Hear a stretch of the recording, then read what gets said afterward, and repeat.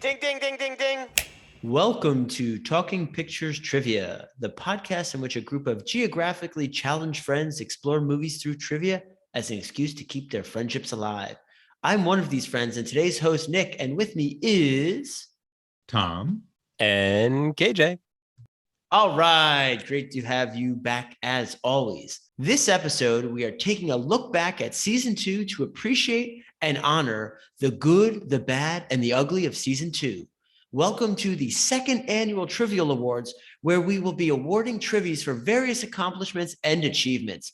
Some of the categories we will be exploring today include Best Guest Moment, Best Movie Watching Companion, Best Ad, Most Surprising Movie, Best Movie, and of course, Best Episode. We'll be using the Trivitron 5000 to determine the winners. Many of the Trivial Awards are being announced live in this episode, but there were a few Trivial Awards given out off mic, and we wanted to mention them before we got started. The longest episode of season 2 was Close Encounters of the Third Kind, clocking in at 1 hour and 14 minutes.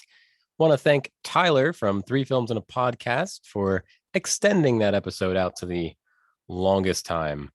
The episode with the most views on YouTube was The Englishman Who Went Up a Hill But Came Down a Mountain with 37 views. Wow. 37 views. There are 37 people out there that hit play. Maybe on not YouTube. On YouTube. Yeah. And listened. So we want to thank Steve, who was the guest on that episode. We hope to end up on your Instagram more often because it is helping.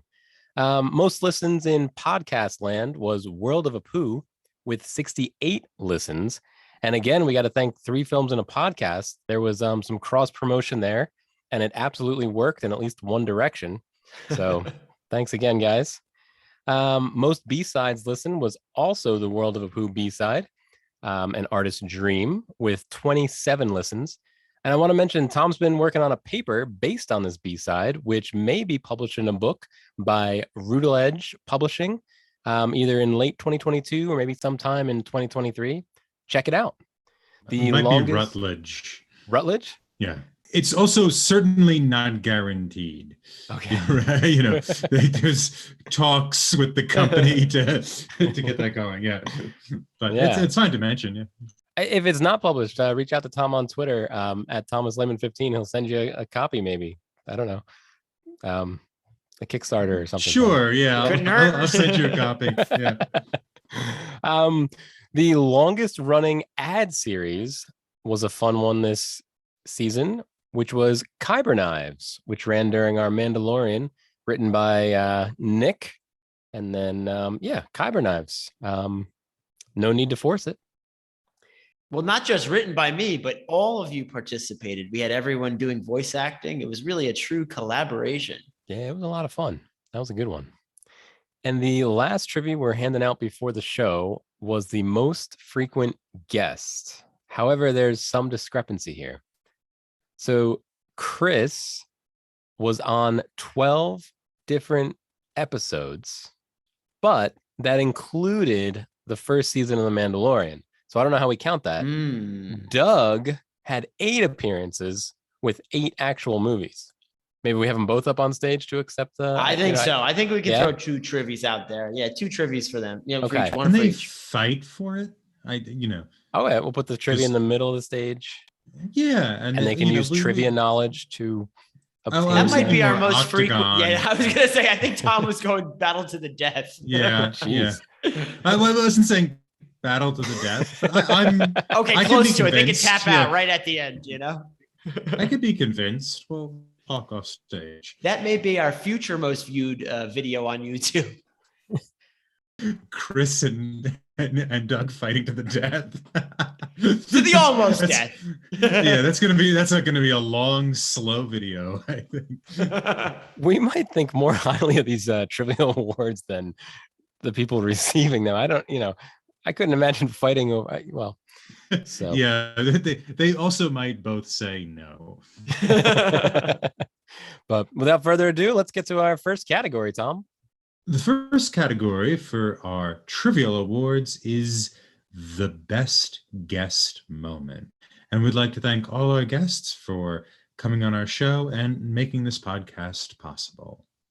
KJ, what is your nominee for Best Guest Moment?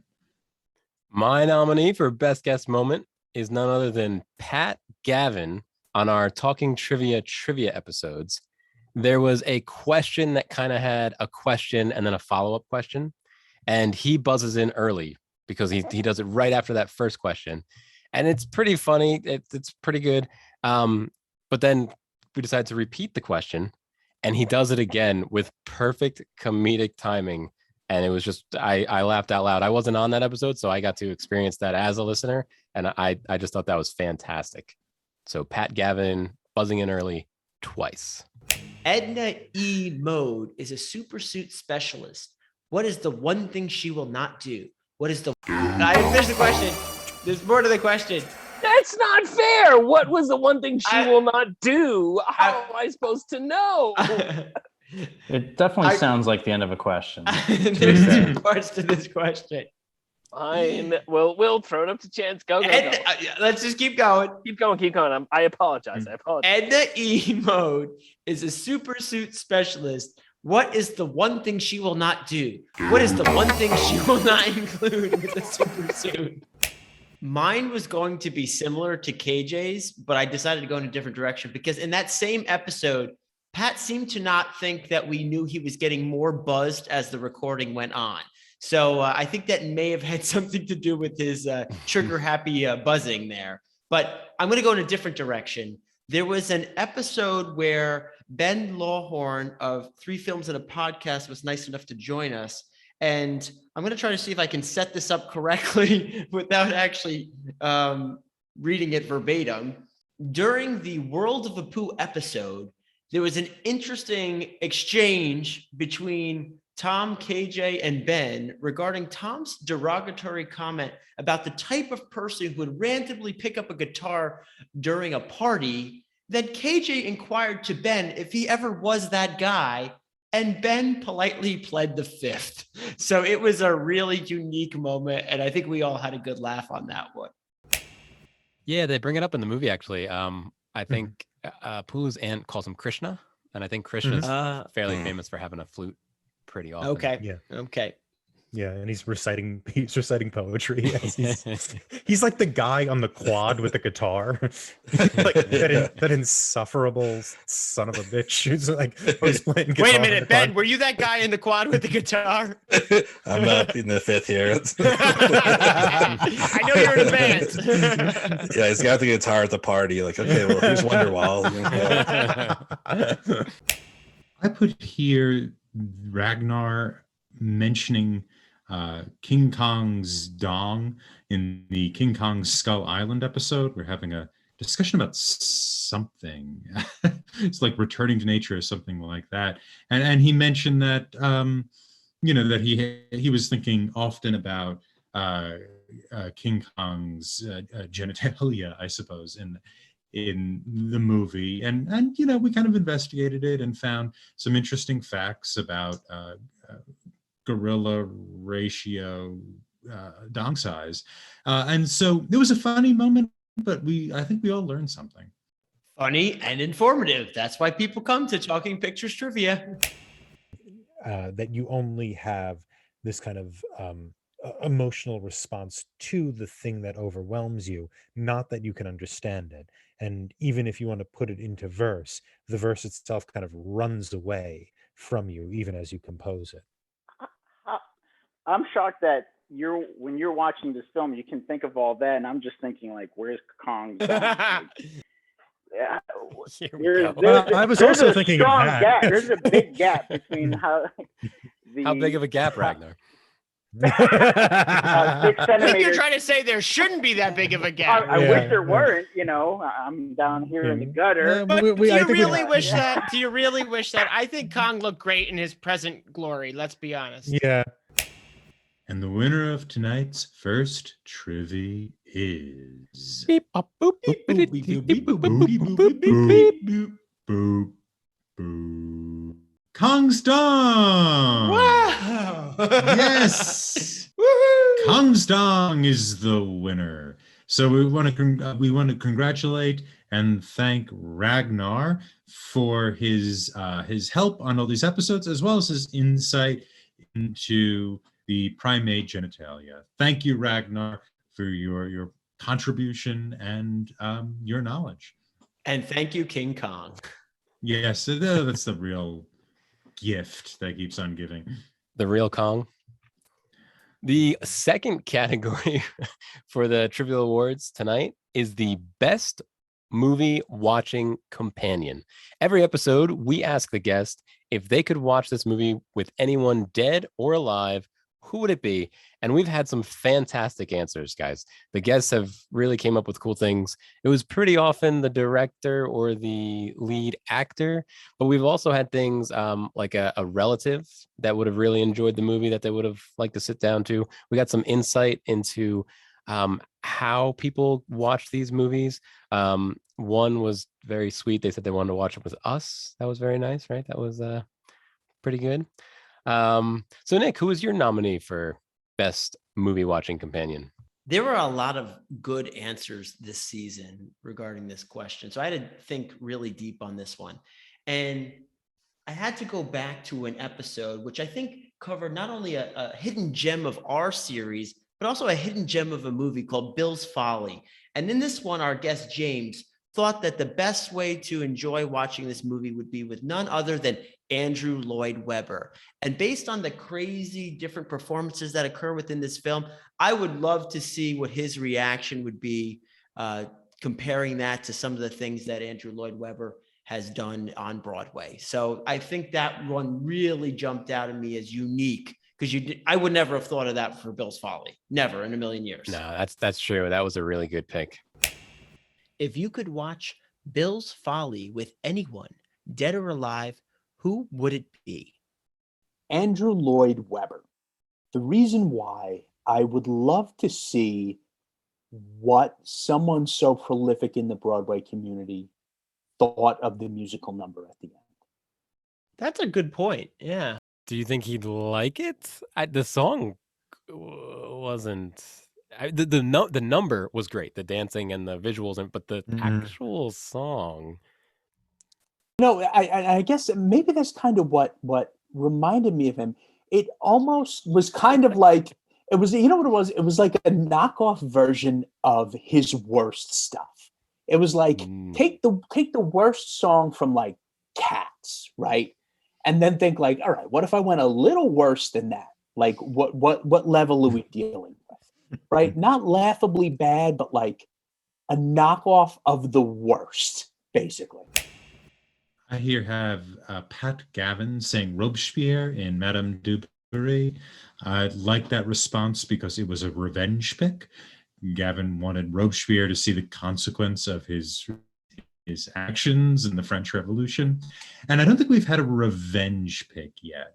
The closest might have been Doug picking Will Smith to watch The Matrix because Will Smith passed on The Matrix or Wild Wild West. But I think the Robespierre pick is a better revenge watch than even Will Smith. Tom, I think you had a revenge pick on Return of Martin. What was her name? Catherine, right? Catherine de Medici. I did have a revenge pick. Yep. I was gonna maybe inspired by. Yeah, I think I was inspired by Pat Gavin. Just the revenge through the evil people through history by making them watch mediocre period pieces. Could watch Madame du Barry with anyone, dead or alive, who would it be? I would watch this with Robespierre. And why? Because that would be awesome. That would be fun. I'm sorry, but watching this with Robespierre would be hilarious. He would deserve it so hard. Exactly. I would watch it with Robespierre and just hear the vitriol come forth. Oh, it would be fantastic. That is my answer. So my favorite guest answer was on the Coming to America episode. So we're in the middle of a pandemic. We're all watching these movies kind of in isolation. And Nora came and said she just wants to watch it with anybody in a group. I forget what snack she said, like with salsa. Remember when we had salsa and we watched movies? So just I really like that it was just the companionship of watching movies. That was my favorite pick. When I read that, I thought you had the dance. Oh yeah.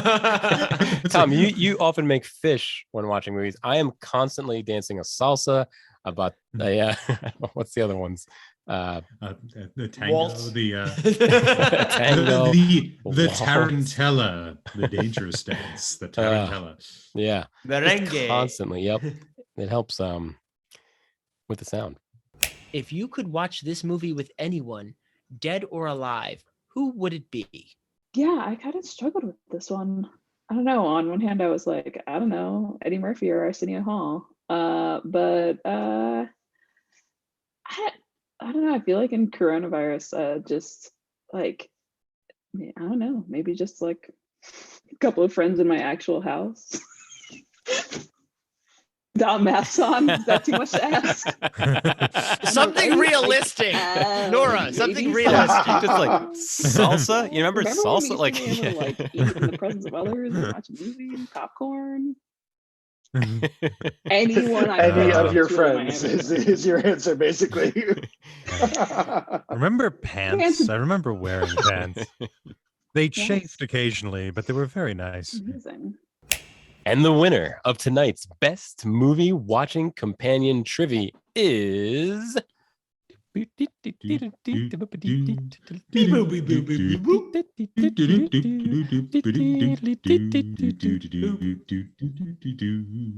Nora Saying Anyone. I think the timing of a pandemic, though, also puts this into great relevance. Yes. Yes, absolutely. But yes, I like how anyone won. Yeah, anyone, yeah. Anyone.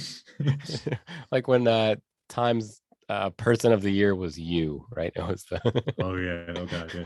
So what was it, a mirror? Is it? It was but I want to thank all of our guests for putting up with us with our silly questions. I think we have a really fun question set up for next season. So I'm excited to see what our guests come up with that question. Teaser? Any spoilers? Teaser? Are we revealing it now during the trivial? I think so. That's why people come here. That's what to get the sneak little peeks. Insights. So next season, we will be asking the guests for their elevator pitch of a sequel to the movie we're doing. So if they could write the sequel, even if the movie has a sequel, if they could write the sequel to the movie we're doing, what's their elevator pitch for it? Where do they want to see either the movie go, the characters go? So that'll be our question for next season.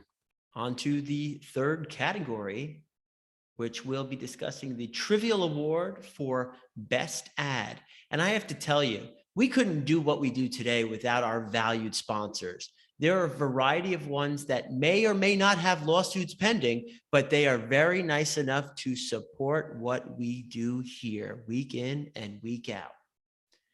Tom, what is your nominee for Best Ad? I will just say they all have lawsuits pending. So just a minor correction there. My nominee for best sponsor was the Kyber Knives company. Their product is excellent. They sponsored us for Giallo. Was it 6 episodes? 6 or 8? What was it? Something like that. It was 8, right? It was no. It was 4. That's right. It was 4. I think it was 5. I think there was 5 Kyber knives and 3 LSDRs. Okay. It was they sponsored us through 5 episodes, which is as we mentioned earlier. No 5s. They sponsored us through 5 episodes, which as we mentioned before is the longest running sponsor of Kyber Knives. They have since declared bankruptcy, so I don't foresee them sponsoring us in the future. Apparently nobody either wanted Kyber Knives, or apparently they're exceptionally dangerous. And expensive. So yeah, they're a really, really good way to create some injuries. But that was my nominee, and I really want to thank Kyber Knives for their support throughout The Mandalorian. Kyber knives, the most efficient tool in kitchens throughout the galaxy, are proud to announce the inclusion of a revolutionary advancement in emitter technology in all our models.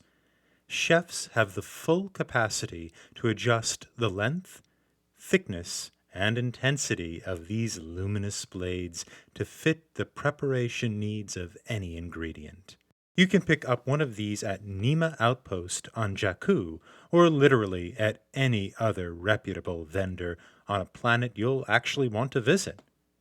Kyber knives. No need to force it.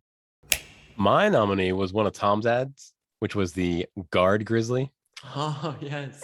I thought that was hilarious. It just the whole thing all the way through, the energy, the punctuation. I don't even know the right way to put it. And then imagining the bear. Well, anyway, the guard grizzly I thought was one of the best ads, or the best ad.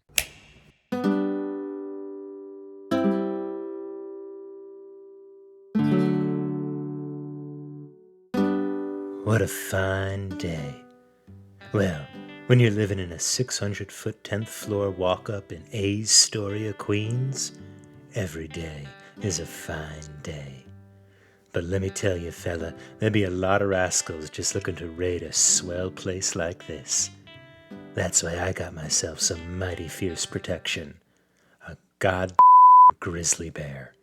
Just call up the boys down at Guard Grizzly, and they'll send you a 6.5-foot tall, 700-pound rage beast trained to eat human flesh. My apartment has never been safer. Guard Grizzly.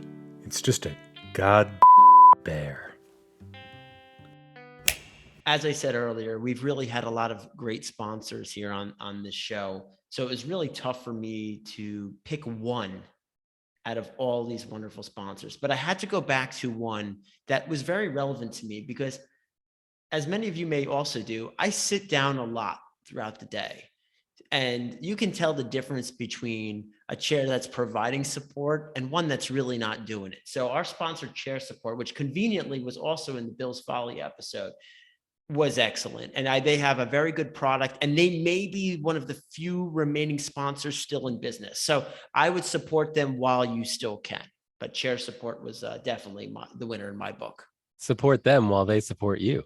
Ah, that could be the next slogan. Me to it. Oh, yeah. was about to say that. Give us money.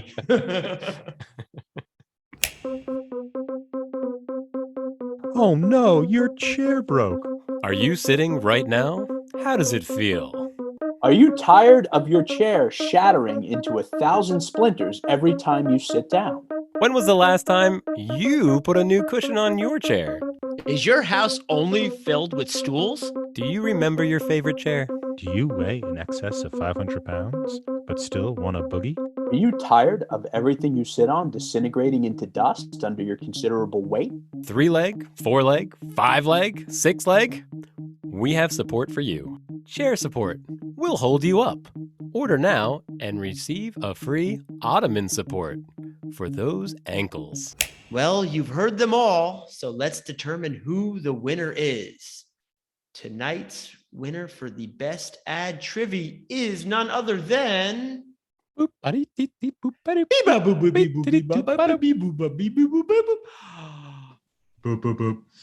have a personal connection with this winner. Chair Support. Well done. Yay. Yay. Oh, God, I hope they sponsor us again. Oh, they're out of business. No, they're I still just good. let them out. Things change. No, things might have changed since we started recording. One could hope. Yeah. The fourth category for the Trivial Awards tonight is the most surprising movie. One of the things that's really fun about doing this show is picking movies for specifically you guys to watch, Nick, Tom. Like I really enjoy putting you guys through some movies that I really enjoyed and some movies that I didn't enjoy. And I think it's really cool to see the movies you guys are thinking about. I certainly would not have watched very many of your guys' picks if not for this show. So I really, really enjoy it. Yeah. So Nick, what was your most surprising movie? What's your nominee? it's funny you should lead into this category in the way you did. My most surprising movie definitely was a KJ pick, which was Memories of Matsuko. This is a film I never would have watched ever or even known existed. And wow, it was quite the journey. So it was surprising around every turn. You really didn't know where this movie was going as you started to understand the journey that the main character went through. So I would say Memories of Matsuko is definitely one that surprised me. And I did enjoy it, but it was a wild ride. I am going to say my surprise picture, my nominee, is House. I think that picture was one I don't know if I had even heard of it before, but it was a KJ pick. It was something KJ had brought to us. I think I hosted that episode, if I remember that correctly. Yep. So it was a good what people call synergy of KJ's interests and my, I won't say eagle eye, that's not the body part I possess, but my taste, right? And so I had to kind of apply my taste to KJ's taste, and it was a really. That sounds so gross.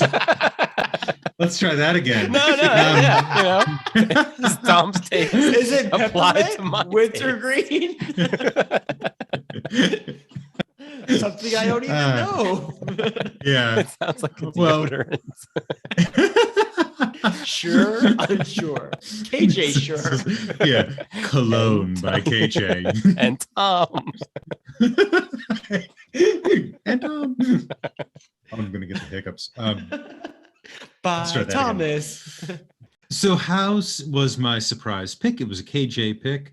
I hosted that episode, so I had to, use KJ's movie and come up with questions for it, kind of come up with a bit of an interpretive narrative for the film. And I have to say the movie was bonkers. It's unlike other movies I had seen, and I really loved it. And I also loved the mixed response we all had to it. Yes. I think that made it enjoyable, that I could both enjoy it, that I was in a position where I had to host a movie I wasn't previously familiar with, which I thought was a really, really fun thing to do. I kind of like it better than picking movies I'm familiar with. And I did not expect that type of movie to have that effect or to exist, to be honest. So that was a great time. So my film is House. My nominee for most surprising movie is a Nick pick, The Fast and the Furious. I hadn't seen it when it first came out. I guess I had arrogantly decided what the movie was and already knew what it was without having seen it. So when I saw it, I was surprised. I was pleasantly surprised, and I really enjoyed the movie for what it was. So my most surprising movie this season was The Fast and the Furious. I was surprised you hadn't seen it before, because I feel like everyone in our generation did. And not for nothing, KJ, there's some trashy movies you really enjoy. So yes, yeah, I can't say that I'm surprised, but I'm surprised that you liked it as much as you did, understanding what it is. Mm-hmm. Yeah, exactly. That's why I was surprised. I was surprised by you being surprised. Yeah, I was surprised you watched all the sequels. That's for our audience. KJ then proceeded to watch. Yeah, I haven't even done that. I got up to number 8, so I didn't see the spinoff, and I haven't seen 9 yet. You haven't seen John Cena as Vin Diesel's brother or whatever it is? No, not yet. Spoilers. And the winner of tonight's most surprising movie Trivie is Memories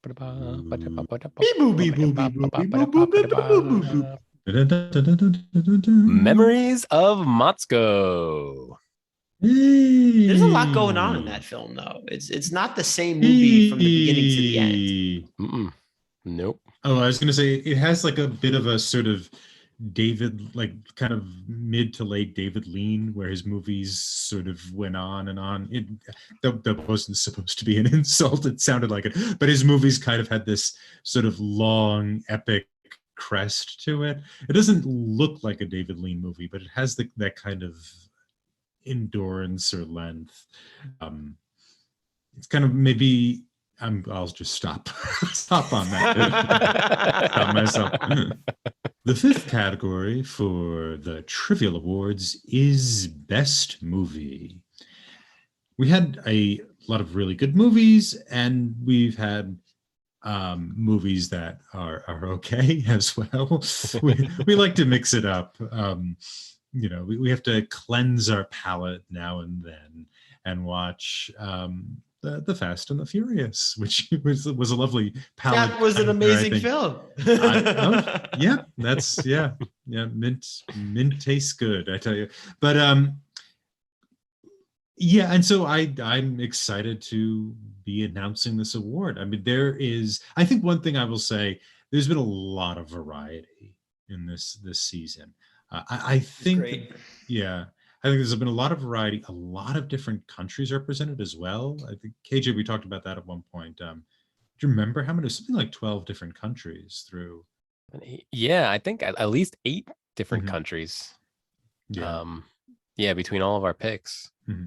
So it's very diverse. I think we've represented every decade going back from the 19 teens to the 2020s. So it is a wide breadth of films.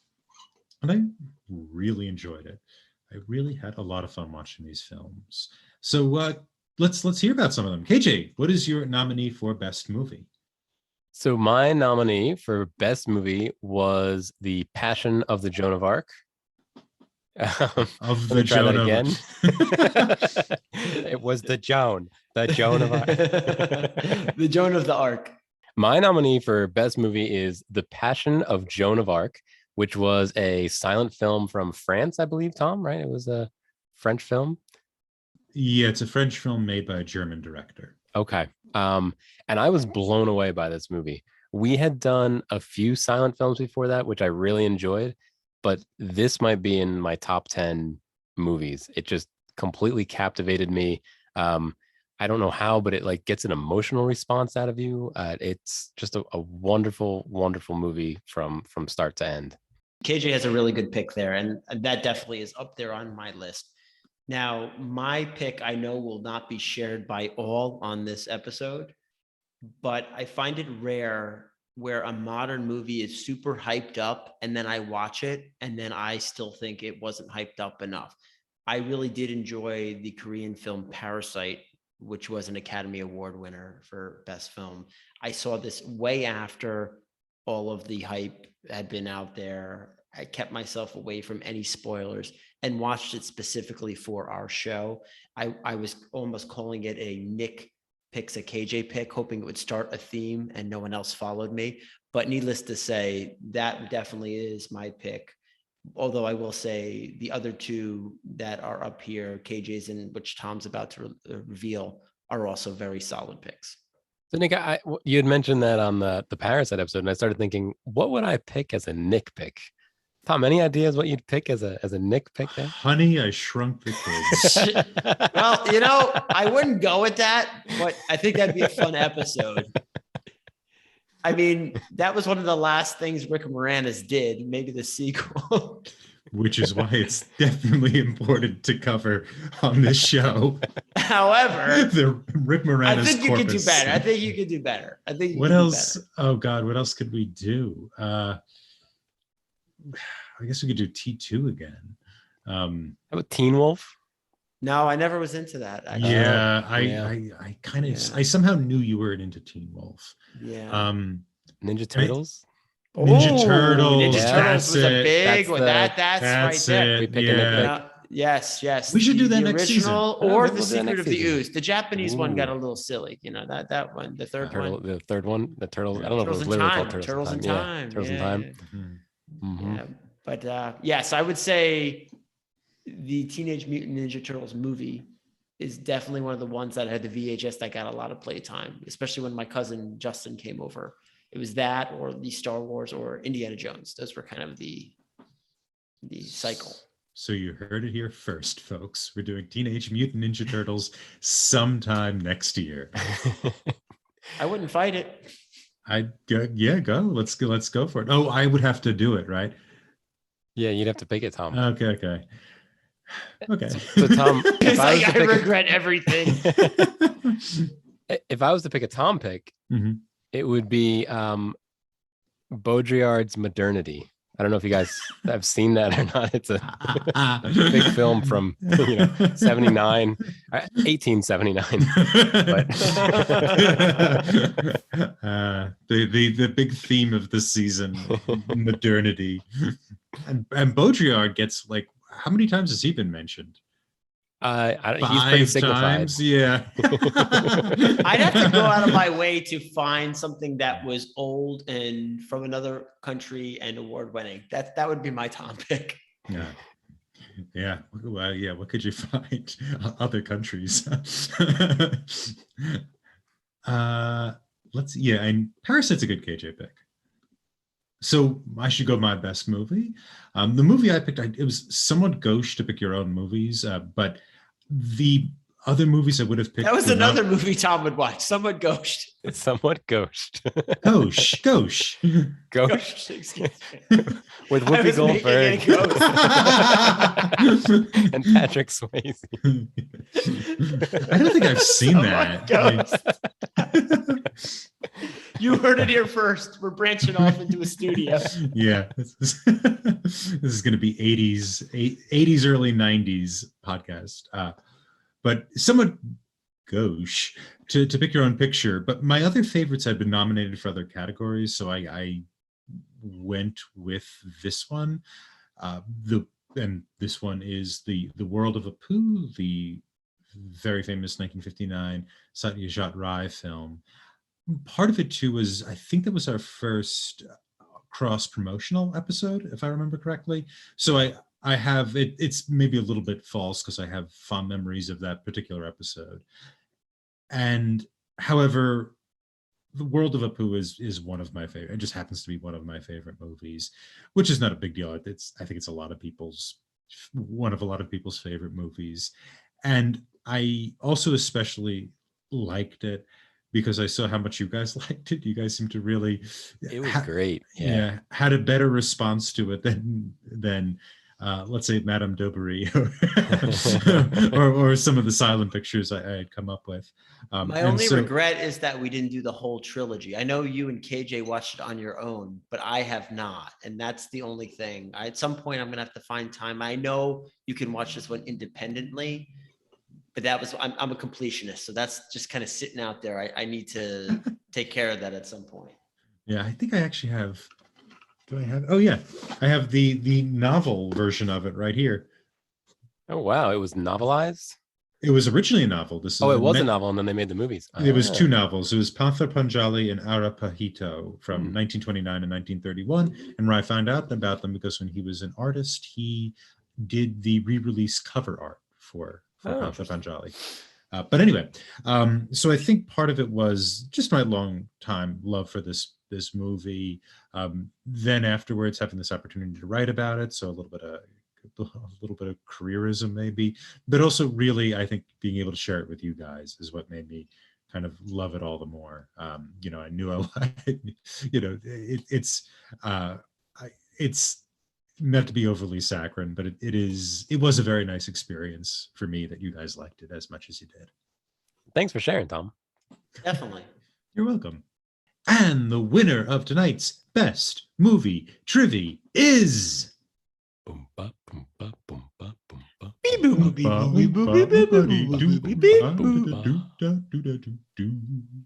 winner is Parasite. I concur. Yeah, it was good. All three of these were really solid picks, though. This was a really tough one for the Trivitron 5000, I'm sure.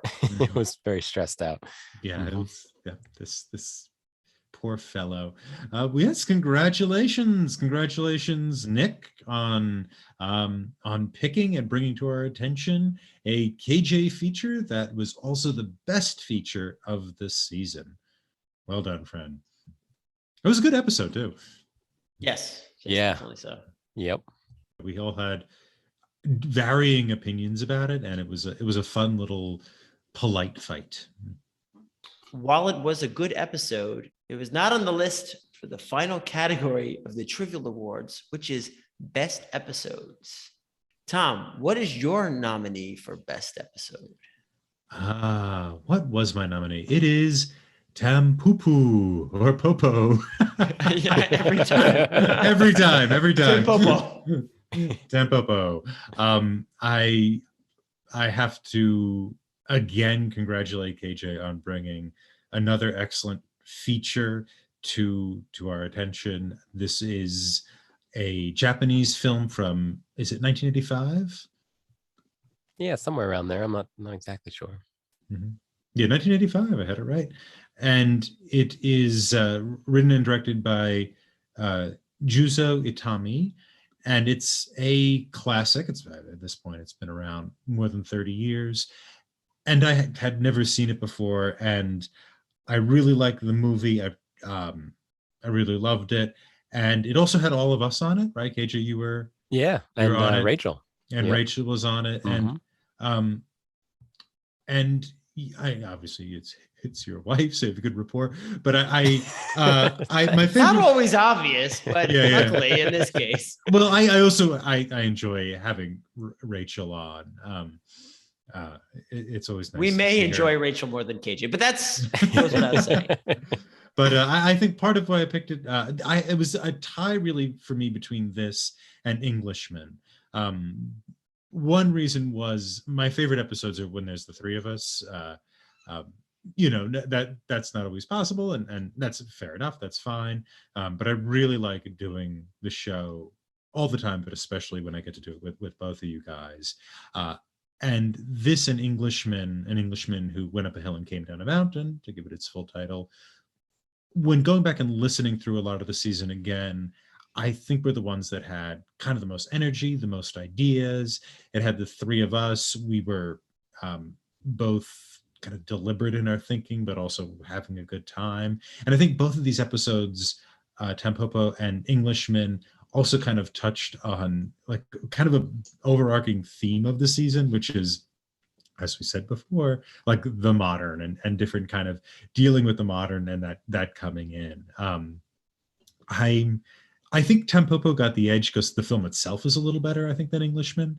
That is my nominee for the best episode.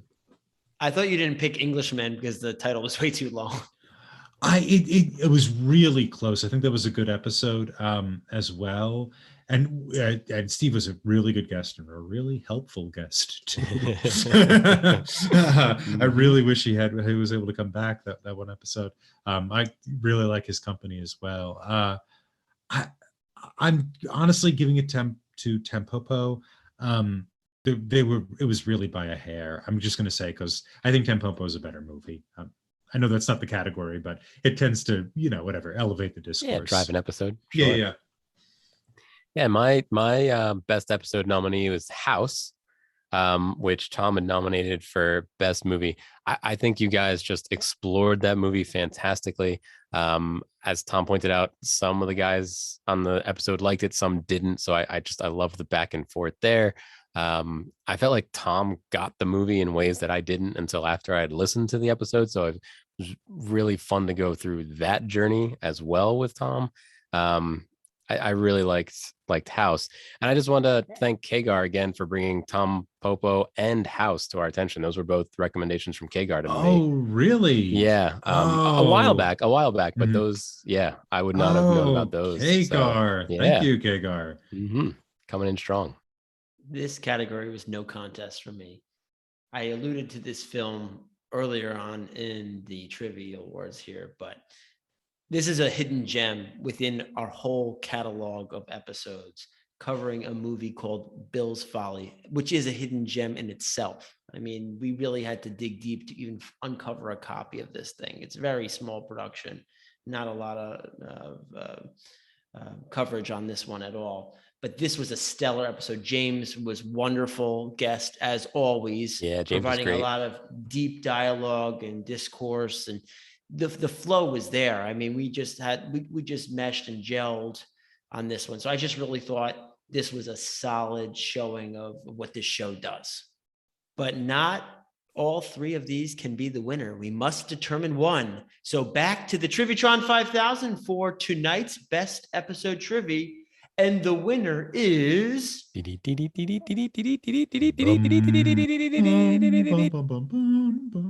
know what? This was a solid choice. The winner is Tampopo. My heart was a little set on Bill's Folly episode, but Tampopo was a solid one. Tom, you did identify a good one there. That was a great episode. If anyone had to watch just one episode of this whole season, I do think Tampopo would be a good one. So definitely a good pick there. Mm-hmm. Yes, thank you. It was a lot of work campaigning the Academy to give me this award. Did you recode the Trivietron 5000? I paid off a lot of people, but it was worth it for this trivial. I all seriously, I think that movie also kind of got kind of the spirit of the season. A lot of the things we talk. It's funny. I love going back and listening to the episodes, in part because I'm a narcissist, but also in part because you get to kind of see that there's these themes that are kind of going through. And season 2 had like unified themes and whatnot. It was really interesting. Bill's Folly was also a very solid pick, Nick. That was we really had a balanced conversation. I think that was one of our more balanced conversations, actually. We heard a lot from all four of us. That's why I love what we do, though, because that's something that I never would have found if it wasn't for us doing this show. Mm-hmm. Yeah, and also House was a lot of fun, as I already mentioned. It was something, all right. Mixed opinions, to say the least, but the episode was a lot of fun. There. Yeah, it was also a lot of fun to research. There's a lot of media on the thing, so there's a lot of tools to look into when approaching that movie. All kidding aside, though, when we don't all share the same opinion, it really does bring an interesting dialogue into the mix. And this one, there were definitely differing opinions, as we shared before.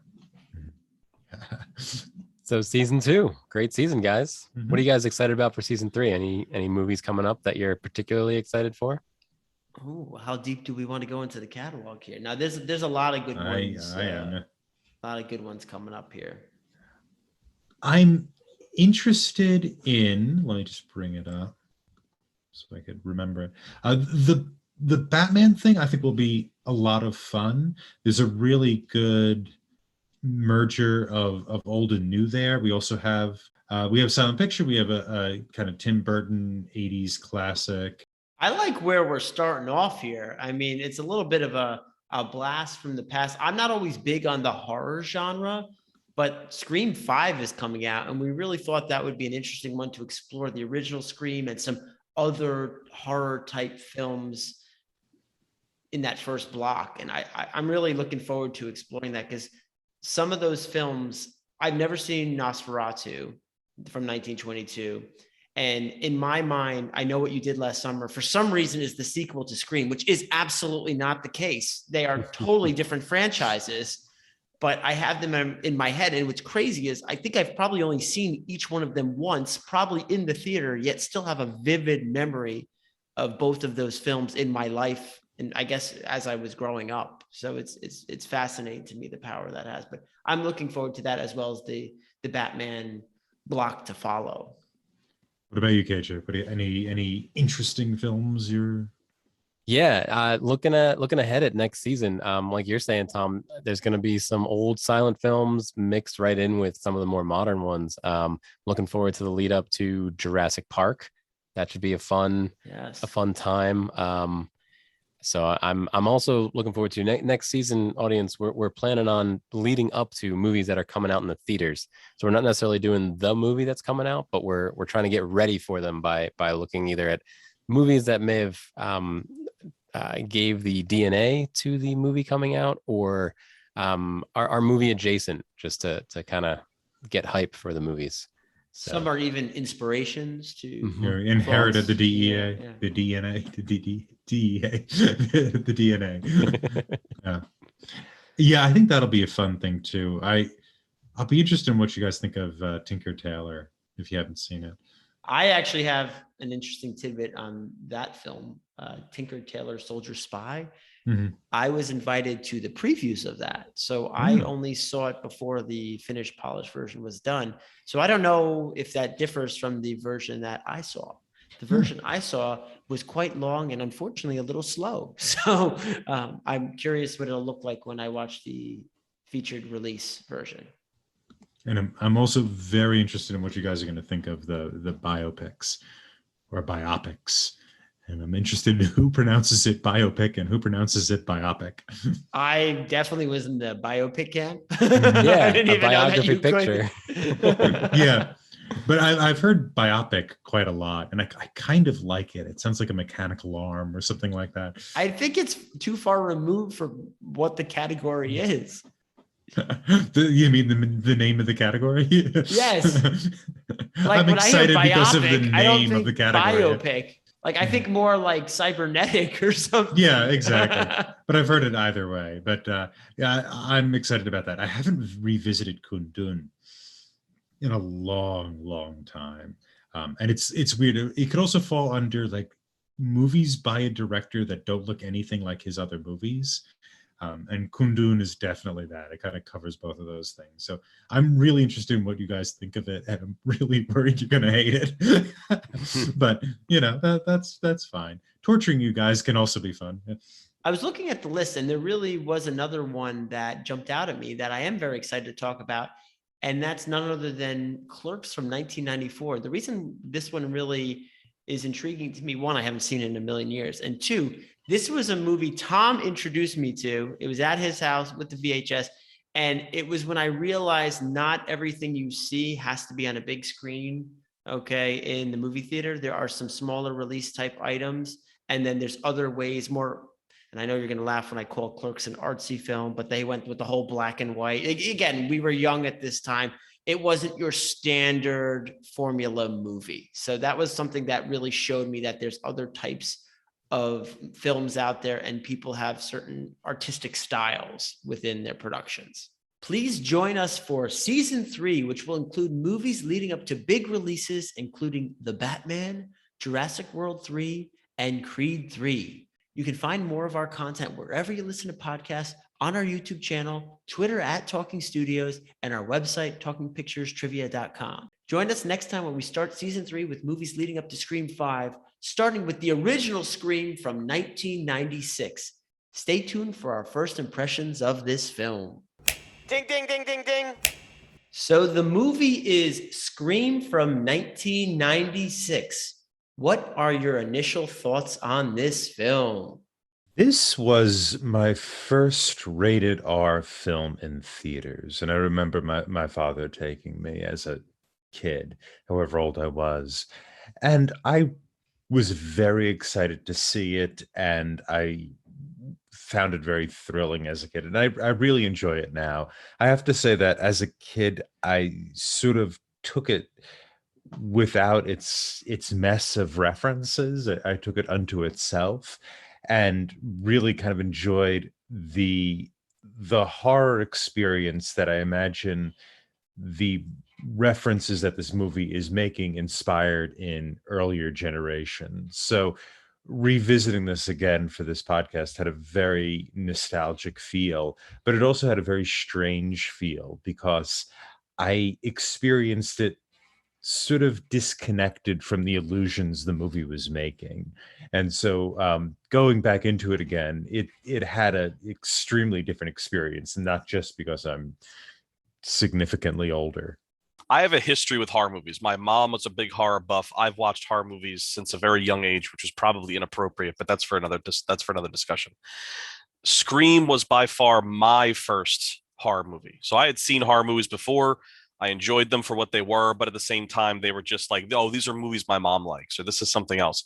Scream was definitely the first movie that was for me. I was the right age, although maybe still just a couple years younger than I probably should have been, but it was for me. And I caught the references tangentially a little bit, and it really kind of made me want to go back and revisit the older ones as well as the ones that came after and at the same time as this one. So where I already had a penchant for horror movies because I was exposed to them by my mom, this movie really kind of solidified and cemented that love of horror movies.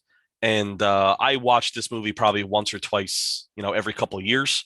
It's a great little nostalgia trip. It harkens back to a perfect time in my life. I was like the perfect age to be influenced by movies and things of that nature. So really, really a good movie for me. I love it. So I really enjoyed revisiting it this time. So I was about 10 when this came out, 9 or 10 years old when this movie came out. I watched horror movies growing up with my older sisters and my older cousins too. So I was already into things like that, even though they did kind of freak me out a little bit, being 10. But this was probably the first horror movie that I saw as a new movie. And I didn't get any other references then. It was way too young for that to really realize. I just remember, a lot of people getting slashed, but I enjoyed it. There's something about it. It influenced one of my assignments in 6th grade. I remember that, writing a couple short stories kind of influenced by Scream. So that's all I got. I wonder what marks you got on those stories in 6th grade, but needless to say, this was an interesting, I'd say a unique rewatch for me, because there's a very good chance that I have not seen this since 1996. And I also was at that age where I probably shouldn't have been watching this, but I know I somehow watched it in theaters. I don't think I went with Tom, but I definitely saw this in theaters. And all of these type movies, especially from this era, kind of blur together in my mind. But what was really nice about this is that I remembered enough to kind of catch up as I went, but I still had enough of a fog to still try to figure things out.